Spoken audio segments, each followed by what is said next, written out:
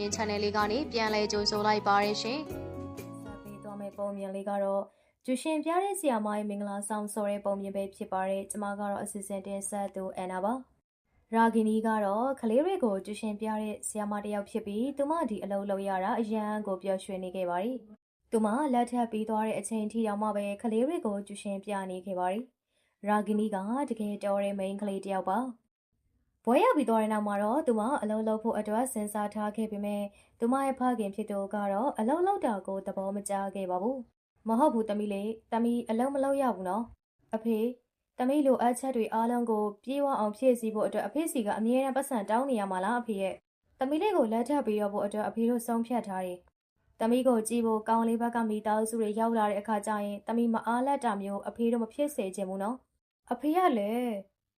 သမီးအဖေပြောတဲ့စကားအမှန်နဲ့သမီးဒီလောက်တောင်မှအလုပ်လုပ်ချင်တယ်ဆိုရင်တော့ကလေးတွေကိုကျူရှင်ပြလေနင်ကျူရှင်ပြမယ်ဆိုလို့ရှင်တော့ပတ်စံလည်းရသွားလိမ့်မယ်နင့်အသုံးစရိတ်ကိုလည်းနင်သုံးဆွဲလို့ရတယ်သူအမေပြောတဲ့အကြံကိုသူကလည်းသဘောကျသွားခဲ့တဲ့အတွက်ကြောင့်ကလေးတွေကိုကျူရှင်ပြဖို့ဆုံးဖြတ်လိုက်ပါတော့တယ်ဒီနောက်မှာတော့သူမကနေရာတိုင်းမှာစာရွက်တွေလိုက်ကပ်ပြီးသူမကျူရှင်တင်နေဆိုတဲ့အကြောင်းကိုကြေညာခဲ့ပါတယ်နိုင်အနှဲငယ်အတွင်းမှာပ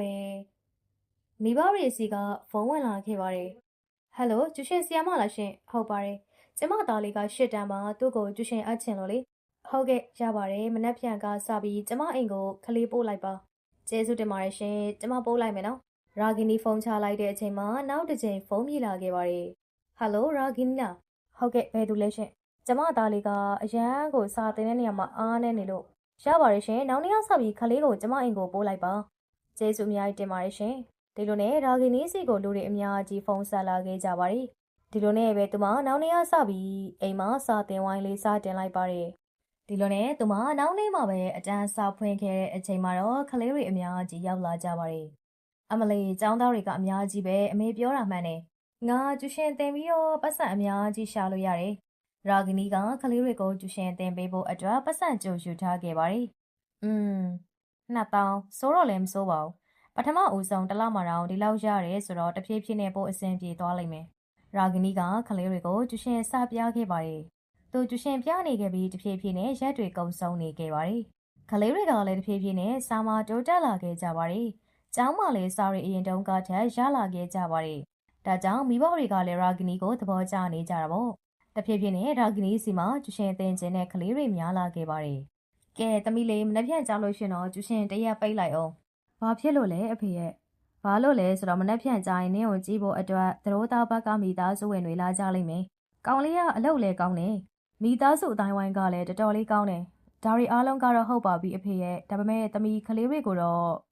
့ကြောင်းပိတ်လို့မရဘူး။ဒီမှာသမီးအဖေကလေးတွေရဲ့ပညာရေးကပိုပြီးအရေးကြီးလို့ပါ။နောက်နေ့ညနေ9 နာရီမှာတော့သတို့သားဘက်ကသူတွေရောက်ရှိလာခဲ့တဲ့အချိန်မှာရာဂီနီကကျူရှင်ပြနေခဲ့ပါတယ်။ဒီတပုတ်ကိုလုံးဝတွက်လို့မရဘူးဖြစ်နေရဲ့။ခုနှစ်နဲ့စားပြီး10ထပ်ပေါင်းလိုက်ဒီနောက်မှာတော့မိသားစုဝင်တွေနေမိတ်ဆက်ပေးလိုက်ပါတယ်ဒါကကျွန်တော်ရဲ့သမီးလေးရာဂီနီလေးမင်္ဂလာပါရှင်သူကတော့ကျူရှင်ပြနေရပဲဟုတ်တယ်ကျမအတွက်ကျမအလုပ်ကအရန်ကိုအရေးကြီးရလေကောင်းတယ်ကျွန်တော်တို့ကတော့မိန်းကလေးကိုသဘောကျတယ်ရာဂီနီကလည်းကောင်းလေးကိုသဘောကျနေခဲ့ပါတယ်နောက်တစ်ပတ်ကျရင်2ယောက်လုံးကိုဆေးဆက်ပေးလိုက်ကြတာပေါ့ဒီဇင်ဘာလကြလို့ရှိရင်တော့သူတို့မင်္ဂလာဆောင်ကိုတခါတည်းအပြီးကျင်းပလိုက်မယ်ကောင်းတယ်အကိုကြီးကျွန်တော်တို့လည်းသဘောတူတယ်ကျွန်တော်တို့ဒီတလအတွင်းမင်္ဂလာဆောင်ဖို့အတွက်လိုအပ်တာတွေအားလုံးပြင်ဆင်ကြမယ်နော်ဒီလိုနဲ့နောက်လာရင်မှပဲလိုအပ်တာတွေပြင်ဆင်ကြရပါတယ်ကလေးတွေကလည်းပျော်ရွှင်စွာနဲ့မုတ်တွေစားရပါတယ်ရာဂီနီကိုယ်တိုင်ကလည်းသူ့ရဲ့မင်္ဂလာဆောင်အတွက်လိုအပ်တာတွေကိုလုပ်နေခဲ့တာပေါ့ကဲလာအမေရဲ့ဒီနေ့တော့ကျမမင်္ဂလာဆောင်မှာဝတ်ဆင်ဖို့အတွက်အဝတ်အစားတွေကိုဝယ်ရအောင်မယ်နေရတော့မင်္ဂလာဆောင်ကိုအမြန်လုပ်ချင်နေပြီနဲ့တူပါတယ်မင်္ဂလာဆောင်အတွက်မဟုတ်ဘူးအမေ shopping ထွက်တာကိုတော့အမြန်လုံးမှဖြစ်မယ်အမြန်သွားပြီးကျမတို့အမြန်ပြန်လာရမယ်9 နာရီထိုးပြီးဆိုတာနဲ့ကလေးတွေရောက်လာကြမှာနင်တရက်လေးတောင်မှကလေးတွေကိုခွင့်ပေးလို့မရဘူးလားမရဘူးအမေရဲ့ကျမကတော့လေမင်္ဂလာဆောင်တဲ့နေ့လေးမှာတော့မှကျူရှင်တင်ဖို့အတွက်စဉ်းစားထားတယ်မင်္ဂလာဆောင်အတွက် shopping ထွက်တာကအချိန်ပေးရတယ်သမီးရဲ့ဒါဆိုရင်တော့သမီးကလေးတွေကိုတခါတည်းအတူတူခေါ်သွားလိုက်မယ်ရာဂီနီကကလေးတွေအားလုံးကိုခေါ်သွားခဲ့ပြီးနောက်မှာတော့ shopping ထွက်နေခဲ့ပါတယ်အနီရောင်စာရီပြပါအောင်ဘယ်ဟာလဲဟိုဘက်ကဟာလေးလားမဟုတ်ဘူးကျမကိုဒီဇိုင်နာစာရီပဲပြနော်ခေတ်တုံးတာတွေမပြနဲ့ဒီလိုနဲ့ဆိုင်ပိုင်ရှင်ကစာရီကိုပြတဲ့အချိန်မှာသူမကဝယ်ယူလိုက်ပါတယ် ဒီကလေးတွေကဘယ်တို့ကလေးတွေလဲဘာဖြစ်လို့ထိုင်ပြီးစာလုပ်နေကြတာလဲဒီကလေးတွေကကျမရဲ့ကလေးတွေပါကျမရဲ့ចောင်းသားလေးတွေလေဒါဆိုရင်တို့ဘာဖြစ်လို့ဒီမှာထိုင်ပြီးစာလုပ်နေကြတာလဲကျမចောင်းသားလေးတွေကတိတ်မကြခင်ဆောင်ပွဲဖြေရတော့မှဆိုတော့ကျမစိတ်မချလို့အတူတူခေါ်လာခဲ့လိုက်တာဟုတ်ကဲ့ကောင်းပါပြီသူမလိုအပ်တာတွေအားလုံးဝယ်ပြီးနောက်မှာတော့အိမ်ကိုပြန်လာခဲ့ပြီးကလေးတွေကိုစာပြန်တင်ပေးပါတယ်ဒီလိုနဲ့ပဲအချိန်တလားကုံဆုံးသွားခဲ့ပါတယ်နောက်ဆုံးမှာတော့သူမလက်ထပ်ရမယ့်နေ့လေးကိုရောက်ရှိလာခဲ့ပါတယ်ရာဂနီမင်္ဂလာဆောင်ဖို့အတွက်ပြင်ဆင်နေခဲ့တဲ့အချိန်မှာပဲကလေးတွေရောက်ချလာပါတယ်ရာဂနီကသူတို့အားလုံးရဲ့အိမ်စာတွေကိုလုပ်ပေးခဲ့ပါတယ်ဒုက္ခပဲနင်ဒီနေ့တောင်မှကလေးတွေကိုစာသင်ပေးနေတုံးမလားနင်ဒီနေ့တရက်တော့ကျူရှင်ပိတ်လိုက်တဲ့နဲ့မဟုတ်ဘူးလားကလေးတွေဆောင်ပွဲဖြေရတော့မယ်အမေသူတို့ကိုကျူရှင်ပိတ်ပေးလို့မဖြစ်ဘူးဒီအချိန်မှာရာဂနီရဲ့ဖခင်ဖြစ်သူအခန်းထဲဝင်လာခဲ့ပါတယ်ကဲရာဂနီရဲ့အမေသမီးကိုခေါ်ပြီးအရင်ဆုံးအပြင်ကိုထွက်ခဲ့မင်္ဂလာဆောင်ဖို့အတွက်အချိန်အခါလေးကိုရောက်ရှိနေပြီကောင်းပြီရှင်သွားနေနော်ကျမသမီးလေးကိုခေါ်ပြီးထွက်လာခဲ့လိုက်မယ်ကဲလာရာဂနီရေသွားကြတာပေါ့ကဲကလေးတို့ရေဒါဆိုရင်တော့အိမ်စာကိုပြီးအောင်လုပ်ထားကြတခုခုအဆင်မပြေတာရှင်မှတ်ပြီးတော့ပြန်မေးနော်အခုချင်းပြန်လာခဲ့မယ်ကြားလားဟုတ်ကဲ့ကောင်းပါပြီရာဂနီကချက်ချင်းပဲမင်္ဂလာပန်းကုန်းလဲဖို့အတွက်အပြင်ကိုထွက်ခွာသွားခဲ့ပါတယ်ပြီးတော့ပြီဆိုတာနဲ့ကလေးတွေစီပြန်လဲရောက်ရှိလာခဲ့ပြီးကလေးတွေကိုစာသင်ကြားပေးခဲ့ပါတယ်ခဏနေတော့10တန်းကလေးတွေလည်းသူတို့ရဲ့ကျူရှင်ချိန်ရောက်တော့ရောက်ရှိလာကြပါတယ်နင်တို့ရောက်လာကြပြီလားထိုင်ဒုက္ခပဲနင့်ရဲ့အတန်းချိန်ကဘယ်တော့ပြီးမှလဲအခုမင်္ဂလာမီးပုံပတ်ရတော့မယ်ဖုန်းတော်ကြီးကလည်းနင်တို့ကိုခေါ်နေပြီဟုတ်ကဲ့အမေကျမအခုလာခဲ့မယ်ဒီလိုနဲ့ရာဂနီကကလေးတွေအားလုံးကိုလည်းမင်္ဂလာခမ်းမတွေဝင်လိုက်ခဲ့ဖို့ခေါ်ခဲ့ပါတယ်ကဲလာနင်တို့အားလုံးကိုအဲ့ဒီမှာပဲစာသင်ပေးမယ်ကလေးတွေအားလုံးကလည်းမင်္ဂလာခမ်းမတွေရောက်ရှိလာကြပါတယ်ဒါကိုတွေ့ရတဲ့အခါမှာပူနီကလည်းပြောလိုက်ပါတယ်ဒီကလေးတွေကဘယ်သူတွေလဲဒါကကျမကျူရှင်သင်ပေးနေတဲ့ကလေးတွေလေကျူရှင်သင်ပေးနေတဲ့ကလေးတွေဟုတ်တယ်ကျမတို့ကိုကျူရှင်သင်ပေးနေတာဒီလိုနဲ့မင်္ဂလာခမ်းမမှာသတို့သားနဲ့သတို့သမီးထိုင်နေတဲ့နောက်မှာပဲကလေးတွေလည်းထိုင်နေခဲ့ကြပါတယ်ဒီကလေးတွေဘာဖြစ်လို့ငါတို့နဲ့အတူတူဒီနေရာမှာလာထိုင်နေရတာလဲရှင်နဲ့အတူတူထိုင်နေရမဟုတ်ပါဘူးကျမနဲ့အတူတူထိုင်နေတာကျမတို့ကိုစာပြနေရလေဒီအချိန်ဒီနေရာမှာလားဘုန်းတော်ကြီးကလည်းမင်္ဂလာစာဆောင်ပေးနေခဲ့ပါပြီတယောက်ချင်းစီလက်မှာပန်းတွေကိုကင်ထားကြပါပြီးရင်ကျွန်တော်တိုင်ပေးတဲ့အတိုင်းလိုက်ပြီးတော့ဆိုရမယ်နော်ဒီလိုနဲ့နှစ်ယောက်သားကလည်းမင်္ဂလာဆောင်တလေထုံတန်းအစင်လာတွေကိုလိုက်လုပ်ခဲ့ကြပါတယ်ဒီကြားထဲမှာကလေးတွေကိုလည်းသူမစာရှင်းပြခဲ့ပါတယ်ဒါနဲ့ဆီယာမရေဒီအဖြေကအဆင်ပြေလားမှားနေတယ်အေးချလောက်စမ်းကဲနေကြပြားတွေကိုကြက်ပြီးသွားပြီလားခဏနေကြရင်ငါနဲ့ကိုပြန်မေးမယ်နော်ရာဂနီရေဒါဘာလုပ်နေရလဲငါတို့မင်္ဂလာဆောင်နေရလေကွာရှင်ယူနေလားကျမကလေးတွေကိုစာမတင်ပေးဘူးဆိုရင်တော့ကလေးတွေရဲ့မိဘတွေကကျမကိုလာပြောမှာပေါ့ရှင်ကျမတို့စီကနေပတ်စံယူထားတယ်သိလားဒီလိုနဲ့သူမကမင်္ဂလာဆောင်နေရင်ကလေးတွေကိုလှည့်ပြီးစာသင်ပေးခဲ့ပါတယ်မင်္ဂလာဆောင်ပြီးစီးသွားခဲ့တဲ့အခါမှာတော့ရာဂနီရဲ့အိမ်မှာပဲပါတီပွဲတစ်ခုကျင်းပခဲ့ပါတယ်အဲ့ဒီမှာဧည့်သည်တွေအားလုံးကအရသာရှိသုံးဆောင်နေကြပါတယ်ခလေးတယောက်ကတော့ထမင်းကျွေးနေတဲ့သူရှိကိုသွားပြီးတော့မုတ်သွားတောင်းစားလိုက်ပါတယ်အကိုရေကျွန်တော်ကိုလည်းဒီမှာဟင်းထည့်ပေးအောင်မင်းနာမည်ဘယ်လိုခေါ်လဲကျွန်တော်နာမည်စံကျူပါအေးဒီမှာဟင်းတွေကတော့ကုန်သွားပြီကွာအကိုကျွန်တော်ကိုလည်းနှုတ်ခဲဟင်းလေးထည့်ပေးပါအောင်မင်းနာမည်ဘယ်လိုခေါ်လဲကျွန်တော်နာမည်က Vigas ပါအေးဒါဆိုရင်တော့ရှိသေးတယ်ရှော့ဒီမှာနင်းစားဖို့အတွက်စံကျူကငိုနေရင်းနဲ့သူ့ဆီယာမရှိကိုသွားလိုက်ပါတယ်ဆီယာမရေမုတ်ကျွေးနေတဲ့သူကကျွန်တော်ကိုမုတ်လည်းမကျွေးဘူး Vigas ကိုကြတော့ပေးလိုက်တယ်ဒါနဲ့နင်ကျူရှင်လာကပေးသွင်းပြီးသွားပြီလား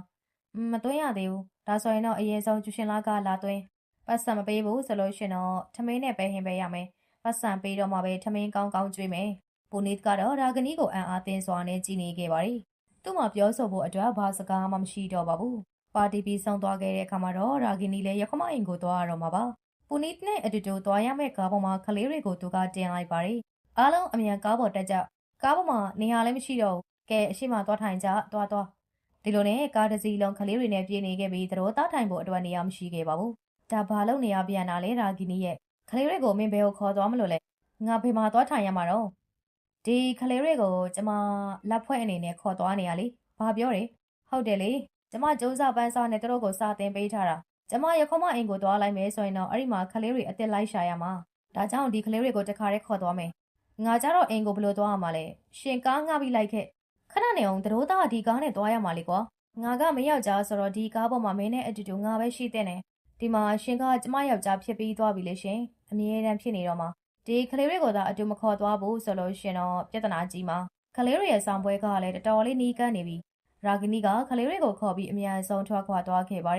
်ဆရာမနဲ့လက်ထပ်မိတာမှားတာပဲဟိသူတို့သားကလည်းကားငှားပြီးလိုက်သွားခဲ့ရပါတယ် ရာဂနီရဲ့ရခမအင်္ဂါသူတွေကချွေးမလေးကိုကလေးတစ်ပုံနဲ့တွေ့ခဲ့ရတဲ့အခါမှာတော့ဒီကလေးတွေကဘယ်သူတွေလဲငါသားလေးရောဒါကကျမကျူရှင်ပြနေတဲ့ကလေးတွေပါပူနစ်ကိုတော့ကားငှားပြီးလာခိုင်းချတယ်ဒါကိုကြားတာနဲ့ရခမဖြစ်သူမိလဲသွားပါတယ်နောက်ထပ်တင်ဆက်ပေးသွားမယ့်ပုံမြင်လေးကတော့အစိုးရဝန်ထမ်းသမီးလေးဆိုတဲ့ပုံမြင်ပဲဖြစ်ပါတယ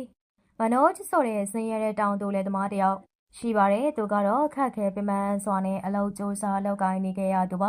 ါမနိုချ်ကလက်မထပ်ခဲ့ပါဘူးသူကဆင်းရဲလွန်တဲ့အတွက်ကြောင့်မို့လို့မိန်းကလေးတယောက်သာသူ့အိမ်ကိုရောက်လာမယ်ဆိုရင်တော့ဒုက္ခအကြီးကျယ်ရောက်မှာကိုစိုးရိမ်နေရပါဒါကြောင့်မနိုချ်ကလည်းတခြားသူရဲ့ဘဝကိုမဖြတ်စည်းခြင်းဘူးလို့တွေးထားခဲ့ပါတယ်တရက်မှာတော့မနိုချ်ကညအိမ်မိုးချုပ်လေတဲ့ကနေပြန်လာနေခဲ့ပါတယ်ဒီအချိန်မှာကလေးငယ်လေးရဲ့အုံငိုတန်းကိုကြားခဲ့ရပါတယ်လူသူကင်းရှင်းနေတဲ့လမ်းမကြီးပေါ်မှာကလေးငယ်လေးရဲ့ငိုတန်းပဲဒီအနေနဲ့ပတ်ဝန်းကျင်မှာဘယ်သူမှရှိတာလည်းမဟုတ်ဘူးဒီကလေးလေးကဘယ်ကနေငိုနေလဲမသိဘူးမနိုချ်ကလည်းအတန်အနောက်ကိုလိုက်နေနဲ့တစ်ပင်တစ်ပင်အနာရောက်ရှိသွားခဲ့ပါတယ်တစ်ပင်နာမှာကလေးငယ်လေးတယောက်ငိုယိုနေခဲ့ပါတယ်သူ့နာမှာဘယ်သူမှလည်းမရှိပါဘူးအော်ကလေးလေးကလည်းငေလိုက်တာသူကလာသားပဲရှိအောင်မယ်သူ့ကိုဒီမှာဘယ်သူကများထားခဲ့တာပါလေသူကကလေးလေးကိုချီထားပြီးနောက်မှာတော့ကလေးရဲ့မိဘတွေကိုလိုက်ရှာနေခဲ့ပါတယ်ဒီအနီးနားမှာဘယ်သူရှိလဲဒီကလေးကိုဒီနေရာမှာတယောက်တည်းဘယ်သူထားသွားခဲ့တာလဲဘယ်သူရှိလဲအချိန်အကြာကြီးလိုက်ရှာခဲ့ပေမဲ့ကလေးရဲ့မိဘတွေကိုတော့ရှာမတွေ့ခဲ့ပါဘူးပင်မနေတဲ့မနိုချ်ကလည်းကလေးငယ်လေးကိုအိမ်ခေါ်လာခဲ့လိုက်ပါတယ်ကလေးကတော့ရုံးကန်ပြီးငိုပဲငိုနေခဲ့ပါတယ်ဒုက္ခပဲသူ့ကိုငါဘလို့အငိုတိတ်သွားအောင်လုပ်ရမလဲဘာမှနားမလည်နိုင်တော့ဘူးသူလည်းဘာမှစဉ်းစားလို့မရတဲ့အချိန်မှာဟာရီကတော့သူ့မိမနဲ့အတူတူရောက်လာခဲ့ပါတယ်သူတို့ကတငယ်ချင်းအရင်ကြီးတွေပါဘာဖြစ်တာလဲမနိုချ်ရဲ့ကလေးငိုတန်းကြားတယ်မနိုချ်ကလေးချီထားတာကိုတွေ့ခဲ့ရတဲ့အခါမှာတော့နှစ်ယောက်လုံးကလည်းအံ့အားသင့်နေခဲ့ကြပါတယ်ကလေးလေးကဘလို့ဖြစ်ပြီးတော့ရောက်လာတာလဲအမရဲ့ကျွန်တော်အိမ်ကိုပြန်လာနေတဲ့လမ်းမှာကလေးလေးကိုတစ်ပင်အောက်မှာတွေ့လိုက်ရတာသူကတော့ငိုပဲငိုနေတယ်ကျွန်တော်ကလေးတွေရဲ့မိဘကိုလိုက်ရှာဖို့အတွက်ကြိုးစားပါတယ်ရှာလို့မတွေ့တာနဲ့ကျွန်တော်ကလေးကိုအိမ်ခေါ်လာခဲ့လိုက်တာအခုမှတော့သူ့ကိုဘယ်လိုမျိုးတိတ်သွားအောင်လုပ်ရမလဲသူကတော့ငိုပဲငိုနေရဟေ့အိမ်မှာနွားတို့ရှိတယ်သူ့ကိုနွားတို့ဘယ်လိုတိုက်ရမလဲခဏလေးကျမကလေးငငယ်ကတောက်ခဲတဲ့နှုတ်ဘူးရှိတယ်သွားယူခဲ့မယ်သူမကလည်းနှုတ်ဘူးအများဆုံးသွားပြေးယူခဲ့ပါတယ်မနိုချ်ကလည်းနွားနို့လေးကိုအေးအေးခံပြီးကလေးကိုတိုက်လိုက်ပါတယ်နိုးတောက်ပြီးကလေးလေးကလည်းအိပ်ပျော်သွားခဲ့တာပေါ့ကျွန်တော်ဒီကလေးကိုဘာလုပ်ရမလဲရပါတယ်စိတ်ပူမနေနဲ့မနှက်ဖြန့်ကြရင်ကလေးရဲ့မိဘကိုလိုက်ရှာကြမယ်နော်သူ့ရဲ့မိဘတွေကိုဘယ်မှာသွားရှာကြမလဲကလေးကိုသူတို့ပြစ်သွားခဲ့ကြတာနဲ့တူတယ်ကလေးကမိန်းကလေးငယ်လေးတယောက်လေငါတို့ဘလောက်ပဲလိုက်ရှာပါစေရှာလို့တွေ့မယ်မထင်ဘူးဟုတ်တယ်နော်ကလေးရဲ့မိဘတွေကကလေးကိုစိတ်ပူတယ်ဆိုလို့ရှင်တော့အခုလိုမျိုးထားသွားမှာမဟုတ်ဘူးလေအဲဒါကြောင့်သူ့ရဲ့မိဘတွေကိုလိုက်ရှာလို့လည်းဘာမှထူးခြားလာမှာမဟုတ်ဘူးဒါဆိုရင်ဘာလုပ်ရမလဲသူ့ကိုမိဘမဲကေဟာသွားပို့လာခဲ့ရမလားဘာပြောတယ်မိဘမဲကေဟာဟုတ်တယ်မင်းကစင်းရတယ်လေသူ့ကိုမွေးစားထားမလို့လားမင်းသူ့ရဲ့တာဝန်တွေကိုယူနိုင်ပါမလား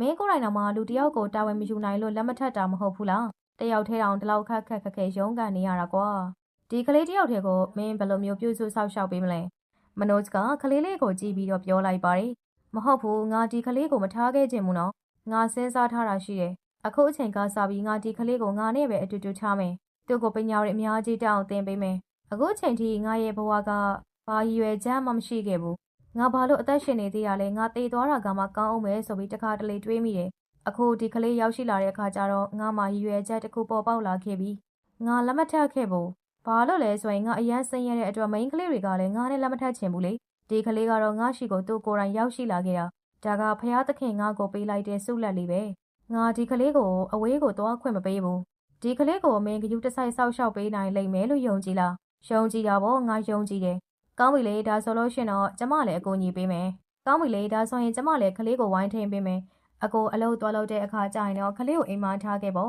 ့မနိုချ်ကလည်းကလေးလေးကိုခေါ်ထားဖို့အတွက်ဆုံးဖြတ်ခဲ့ပါတယ်ကလေးလေးရဲ့နာမည်ကိုသူကရောရှနီလို့ထားပေးခဲ့ပါတယ်ရောရှနီကိုကျွေးမွေးဆောက်ရှောက်ပေးဖို့အတွက်သူကအလုပ်တွေကိုလုပ်ခဲ့ပါတယ်သူအလုပ်2ခု3ခုလုပ်တဲ့အခါမှာတော့ပတ်စံလည်းပို့ပြီးစုဆောင်ရရှိသွားပါတယ်ရတဲ့ပတ်စံနဲ့တမီလေးရောရှနီအတွက်လိုအပ်တာတွေအားလုံးဝယ်ယူပေးခဲ့ပါတယ်မနိုချ်အလုပ်ကနေပြပြမမှန်နဲ့အိမ်ပြန်ရောက်လာတဲ့အခါကျရင်တော့တမီလေးနဲ့ဆောက်ကစားနေခဲ့ပါတယ်အမလေးငါ့ရဲ့တမီလေးငါ့ရဲ့တမီလေးနေရတော့တကယ်ပဲငါ့ရဲ့ဘဝကိုထွန်းလင်းတောက်ပစေခဲ့တဲ့သူပဲငါ့ရဲ့ချစ်စရာကောင်းတဲ့တမီလေးမနိုချ်ကရောရှနီနဲ့အတူတူကစားရတာကိုသဘောကျနေခဲ့ပါတယ်တဖြည်းဖြည်းနဲ့ရောရှနီကတော့ကြောင်းတရားမဲ့အရွယ်ရောက်ရှိလာခဲ့ပါတယ်သူကလည်းသူ့အဖေကိုတော်တော်လေးချစ်ပါတယ်။သမီးကအတန်းထဲမှာစအတော်ဆုံးဆိုပြီးတော့ဆီယာမကပြောလိုက်တယ်ပြီးတော့နားလည်မှုလည်းရှိတယ်တဲ့။ဒါပေါ့သမီးလေးရဲ့ငါသမီးလေးကတကယ်တော်တယ် ကြီးလာတဲ့အခါကျရင်တော့ငါသမီးလေးအရာရှိကြီးဖြစ်မှာအဖေကိုလည်းဂုံတက်အောင်လုပ်ပေးမယ်မလားဒါပေါ့အဖေရဲ့သမီးလုပ်ပေးမယ်နော်ဒီအချိန်မှာမနို့ချ်ကလည်းအချိန်ကြာကြီးစဉ်းစားခဲ့ပြီးနောက်မှာတော့သူတငယ်ချင်းရှိကိုသွားပြီးပြောခဲ့ပါတယ်ဘာဖြစ်တာလဲမနို့ချ်မင်းကိုကြီးရတာစိတ်ပြတ်နေရပုံနဲ့ငါသမီးလေးအတွက်စိတ်ပူနေတာသူကတဖြည်းဖြည်းနဲ့ကြီးလာပြီးပညာရေးမှလည်းသူကတော်လေးကိုထူးချွန်နေငါဘလို့မစိုးပတ်စံဆူဆောင်ပြီးသူ့ကိုကြောင်းတော့ပို့ပေးလိုက်တယ်အင်းရဲ့အခြေအနေကတော့သိတဲ့အတိုင်းပဲတိတ်ပြီးတော့အဆင်မပြေလာဘူးသူ့ရဲ့ပညာရေးအတွက်အရန်ကိုစိတ်ပူနေတယ်သူ့တက်ကြောဘလို့စတတ်မလဲသူ့မှာအိမ်မက်တွေအများကြီးပဲရှိနေတယ်မင်းဘာတွေကိုဒီလောက်တောင်မှစိုးရင်ပူပန်နေရတာလဲကွာစုံတို့ကအခုမျိုးပေါ်မှာကြောင်းသွားတက်နေတယ်ဆိုတာကိုသိရမလားသူပြောတာကတော့စာတော်တဲ့ကလေးတွေကိုပေးတဲ့ပညာသင်ဆုတွေအများကြီးရှိတယ်တဲ့ရောရှနီကလည်းစာကိုစ조사လေးလာသင်ယူလို့ပညာသင်ဆုရသွားမယ်ဆိုရင်တော့သူ့အတွက်ဘလောက်တောင်မှကောင်းလိုက်မလဲသူအမှတ်ကောင်းလို့ရှင်တော့အကြောင်းကသူတွေကသူ့ကိုပညာသင်ဆုတွေအများကြီးပေးကြလိမ့်မယ်မင်းလည်းပတ်စံထပ်ပြီးတော့မကုံတော့ဘူးပေါ့မင်းသမီးလေးလည်းပညာတတ်ဖြစ်သွားလိမ့်မယ်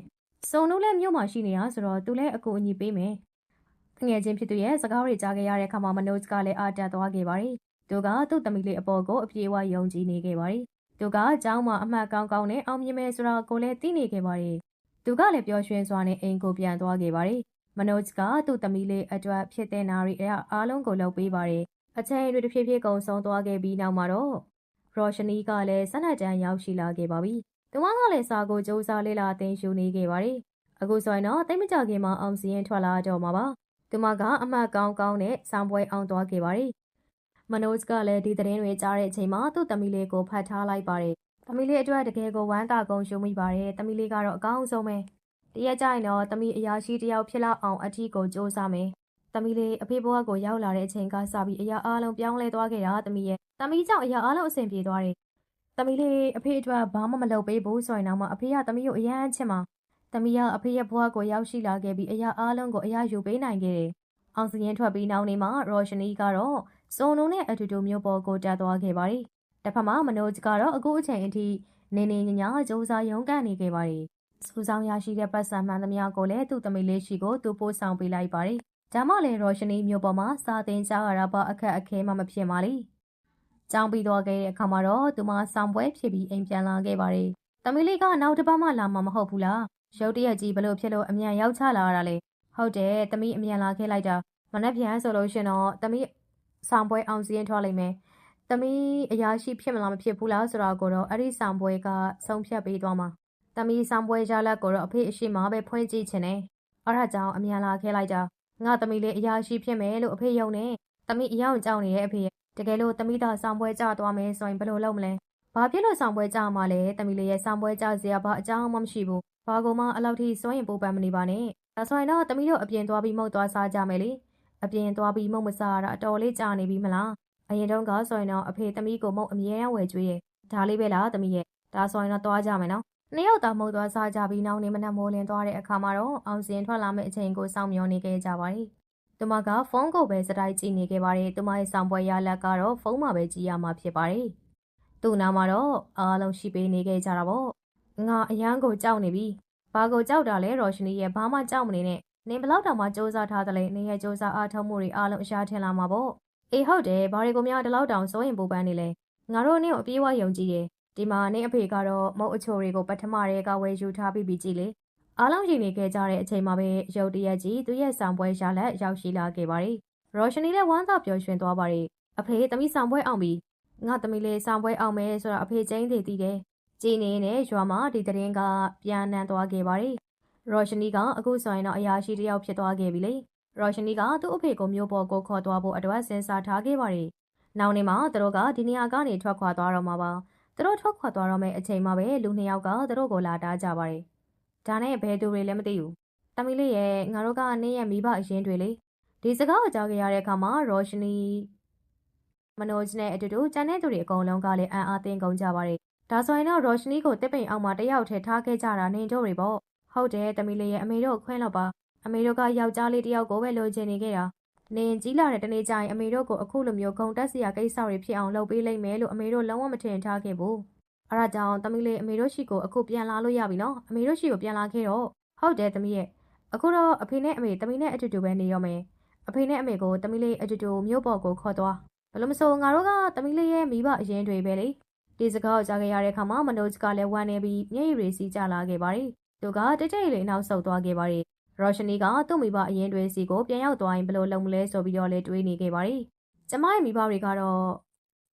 ရှင်တို့မဟုတ်ဘူးကျမမှာအဖေတယောက်ပဲရှိတယ်သူတယောက်တည်းကပဲကျမကိုအခုလိုမျိုးဖြစ်လာအောင်လို့စူးစမ်းရုန်းကန်ပေးခဲ့တာဒီနှစ်ယောက်လုံးကတော့အရန်ကိုလောဘကြီးလွန်ကြလို့ကျမစီရောက်လာကြတာပဲအခုချက်ချင်းဒီကနေထွက်သွားလိုက်ပါတော့ကျမအဖေကကျမကိုဘယ်တော့မှတယောက်တည်းမထားရခဲ့ဘူးကျမအဖေကိုလည်းကျမတယောက်တည်းမထားရခဲ့ဘူးကျမအဖေနဲ့ထိုက်တန်တဲ့ဘဝတစ်ခုကိုကျမရအောင်လုပ်ပေးမယ်အဖေကကျမနဲ့အတူတူတဘဝလုံးနေထိုင်သွားရမှာမနို့ချ်ကလည်းဒီစကားတွေကြားတော့ဝမ်းသာသွားခဲ့ပါတယ်မိဘအရင်တွေကလည်းသူတို့အမားလုပ်ခဲ့တဲ့ဆိုတာကိုနားလည်သွားတဲ့အတွက်ကြောင့်မို့လို့ပြန်သွားကြပါတယ်သူတို့ပြန်သွားခဲ့ပြီးတော့ရှနီကတော့သူ့အဖေကိုခေါ်ကာမြို့ပေါ်ကိုတက်သွားပါတယ်